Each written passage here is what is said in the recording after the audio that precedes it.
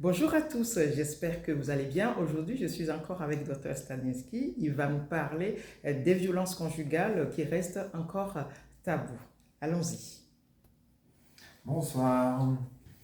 Donc, comme vous venez de l'entendre, on va parler des violences conjugales, des violences intradomestiques. Donc, la première chose que je vous demande, c'est bienveillance, gentillesse dans les commentaires, parce que c'est un sujet extrêmement touchy, hein, et donc tout le monde a un petit peu une opinion sur ce sujet. Et on n'est pas forcément, disons, neutre quand on parle de ce sujet. Donc, s'il vous plaît, voilà, je vais vous donner des éléments. Si les statistiques ne sont pas à votre goût, écoutez, c'est pas la peine de m'en vouloir. C'est un petit peu la réalité de notre société aujourd'hui. Donc, effectivement, on va parler un tout petit peu de ce sujet. Donc, dans la grande majorité des cas, effectivement, il faut qu'il y ait un agresseur, mais il faut aussi qu'il y ait un agressé. Il ne peut y avoir un agresseur que si l'agressé sent que il doit être agressé. C'est-à-dire il faut qu'il y ait quand même une certaine permissivité de la part de l'agressé pour permettre ce genre de comportement. Donc, la première chose que qu'il faut, le premier message que je voudrais vous faire passer, vraiment, c'est la difficulté, effectivement, bien souvent, pour les thérapeutes. Parce qu'en fait, si vous voulez, légalement, déontologiquement, éthiquement, le thérapeute, quel qu'il soit, n'a pas le droit de prendre une décision à la place du ou de la patiente. Il faut bien vous dire que quand vous venez voir votre médecin, votre psychologue ou qui que ce soit, vous lui retransmettez une vision de votre réalité, mais ce n'est pas la réalité. Ce que vous retransmettez, c'est votre vécu d'une situation. Donc, de toute façon, le thérapeute, quel qu'il soit, ne peut en aucun cas vous dire, dans cette situation, il faut que vous fassiez ça, il faut que vous fassiez ci, il ne peut pas. Euh, Surtout parce que déjà, il n'a pas tous les éléments en jeu, il n'a que ce que vous retransmettez vous. Et en plus, si il vous dit de faire telle ou telle action dans une situation X ou Y, si après les choses ne tournent pas comme vous voudriez que ça tourne, il n'a aucune envie, je peux vous garantir, que vous reveniez le voir en disant mais vous m'avez dit de faire ça, je vous ai écouté et aujourd'hui je suis dans telle situation et ça ne va pas. Donc il est important que chaque personne prenne ses décisions en son âme et conscience. Ce que peut faire le thérapeute et ce que font les thérapeutes, c'est évidemment essayer de poser des questions. C'est-à-dire, ce qu'on cherche à obtenir, ça va être une ouverture de compréhension, une ouverture de conscience. Donc, quand la personne vient voir son thérapeute, généralement, l'angle de vision est assez fermé. Ça veut dire on a l'œil concentré sur son problème. La meilleure chose à faire dans ces cas-là, de la part du thérapeute, c'est de réussir à ouvrir. C'est-à-dire donc ouvrir le champ de conscience, le champ de compréhension de la situation de l'individu.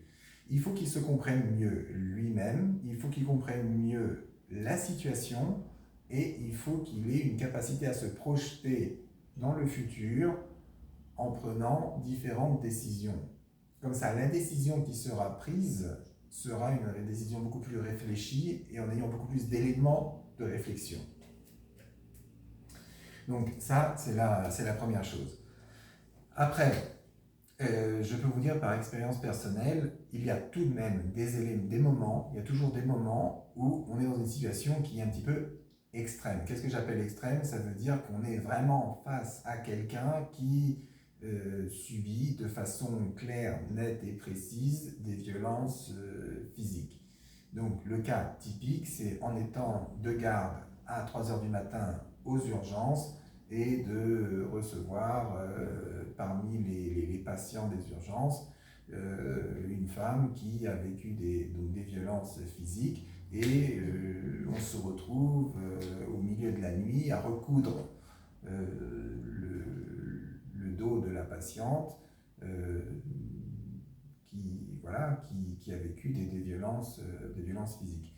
Donc à ce moment-là, quand le thérapeute a effectivement une certitude absolue, totale, qu'il y a vraiment des violences physiques, à ce moment-là, effectivement, on peut se permettre, là, dans ces cas-là, effectivement, de dire à la patiente que pour son bien-être, pour éviter de continuer à souffrir, en fait, et pour essayer d'avoir une vie un petit peu meilleure quand même, qu'il vaut mieux effectivement qu'elle quitte, dans ce cas-là, son conjoint. Ça vaut pour les hommes comme pour les femmes, hein. Il y a bien des fois des hommes qui ont subi aussi des violences physiques ou des violences psychologiques. Ça peut aller dans les deux sens. Ça, c'est clair. Ce qui est assez frustrant, effectivement, en tant que thérapeute, c'est qu'on se retrouve souvent à entendre la petite phrase « Oui, mais il m'a dit qu'il m'aime » ou « Elle m'a dit qu'elle m'aime ». Et en fait, tout le raisonnement que l'on peut faire, que l'on peut essayer de faire germer dans l'esprit du ou de la patiente pour essayer de lui faire prendre conscience, de son importance et de lui faire prendre conscience de la toxicité de la situation dans laquelle elle se trouve à ce moment de sa vie, est en fait est annulé tout simplement par cette petite phrase. Oui, mais il m'a dit qu'il m'aime. Et en fait, c'est là qu'on finit par se dire, bah oui, les gens préfèrent vivre dans une situation extrêmement inconfortable, mais avec quelqu'un qui leur dit qu'elle les aime. Après, bon, ça fait partie aussi des décisions de chacun. Il paraît que c'est pas facile quand les gens se retrouvent dans ce genre de situation, de s'en rendre compte. Exactement, de c'est ça. signaler. C'est pas facile, donc évidemment, ce que j'encourage et ce que je vous demande de faire, si vous voyez la vidéo, c'est bien sûr encourager ceux et celles qui peut-être passent par une situation similaire autour de vous, à consulter médecin, psychiatre, psychologue, même sophrologue, relaxologue, tout ce que vous voulez. Et de toute façon, bien sûr, faire appel à la partie législative, bien sûr, à partir du moment où il y a effectivement une violence physique avérée, bien sûr, ça c'est évident. Que pouvez-vous nous dire des violences psychologiques et financières, etc. Parce qu'il y a les violences physiques, pardon. Par contre, les violences psychologiques, on ne les voit pas. Ben, c'est ça qui est extrêmement frustrant. Ça veut dire tout ce qui est le dénigrement, rabaissement, mépris, ça ne laisse aucune trace physique et ça a un effet tout autant dévastateur, ça c'est certain. Et donc, pareil, là évidemment, c'est la personne qui doit effectivement être capable d'affronter la situation et de réussir à sortir de la situation où elle se trouve à ce moment-là. Voilà, donc après ce bref intermède. Et donc là, donc encore une fois, je vous le dis, je vous le redis, je sais que c'est quelque chose de touchy, donc gentillesse, bienveillance dans les commentaires, s'il vous plaît. Donc après ce que je voulais vous dire, ce que je tenais à vous dire aussi, donc il y a des études qui ont été faites sur les 3 types de couples. Alors quels sont les 3 types de couples que nous avons dans notre société aujourd'hui? 1. Les couples formés par 2 hommes. 2. Les couples formés par 2 femmes. Et 3. Les couples formés par un homme et une femme. Donc, Juste pour que vous sachiez, statistiquement parlant, donc ça ne veut absolument pas dire, ça veut dire c'est pour ne stigmatiser personne en particulier.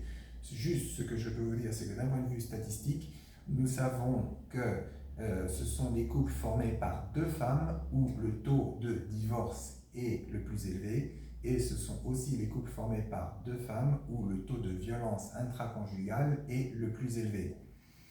Donc, je veux dire par là que si vous êtes dans une situation qui est difficile et que vous appartenez du coup au groupe de gens qui vivent dans des couples formés par deux femmes, surtout ne vous en faites pas, vous n'êtes pas les seuls, c'est quelque chose d'assez fréquent aujourd'hui.